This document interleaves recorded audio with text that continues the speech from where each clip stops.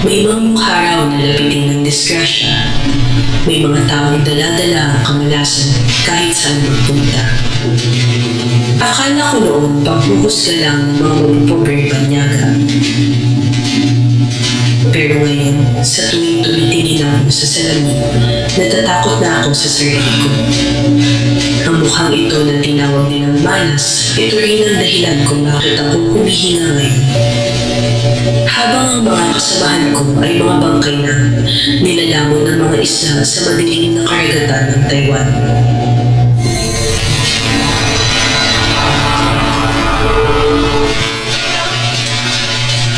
Tawagin niyo na lang akong Elias. Isa akong OFW dito sa Kaohsiung, Taiwan. 2 taon na akong kahiyot kalabaw dito. Sa umaga, kargador sa palengke. Sa gabi, dishwasher sa isang noodle house. Lahat tinitis ko para maipadala sa pamilya ko sa Cebu.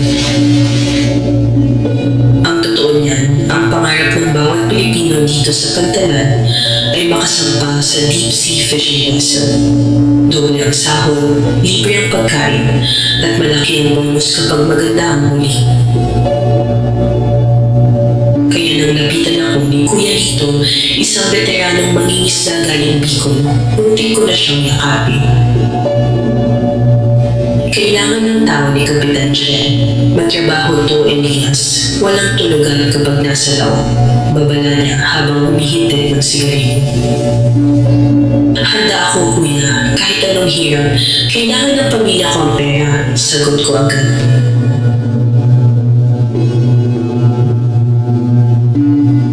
Tatlong araw akong nag-training sa pier.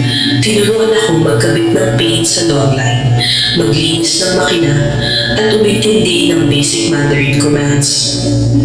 Sobrang pagod pero sulit ang bawat patak ng pawis. Nakabili na rin ako ng gamit sa circle shop, isang pares ng second-hand na yellow boots at makapal na raincoat. Kinunan ko pa ng picture ang sarili ko suot ang mga yun at sinend ko sa asawa kong si Elena. Mukhang tunay naman daragat ng Mr. ko reply niya na may heart emoji. Konting tiis na lang, mahal. Makakauwi na rin ako na may dalang pampuhunan. Dumating ang araw ng unang palaot ko. 4:00 pa lang ng madaling araw, nasa pier na kami. Isang matandang Taiwanese ang kapitan, si Captain Chen. Tahimik lang ako sa dulo ng pina, kinakabahan pero buo ang loob. Hanggang sa tumigil siya sa tapat ko. Matagal niya akong tinitigan mula sa bago kong boots hanggang sa mga mata ko. Umiling siya ng mabilis at marahas. No, hinod ko, sabi niya kay Kuya Lito sa matigas na English. Bad luck, death face, not qualified, sigaw niya. Para akong sinampal sa harap ng lahat. Nagtingin ng ibang crew, may ibang mga Taiwanese na nagbulungan at tumawa ng mahina. Sir, please, I need work. Hard worker po ako. Pakiusap ko, halos lumugod na ako.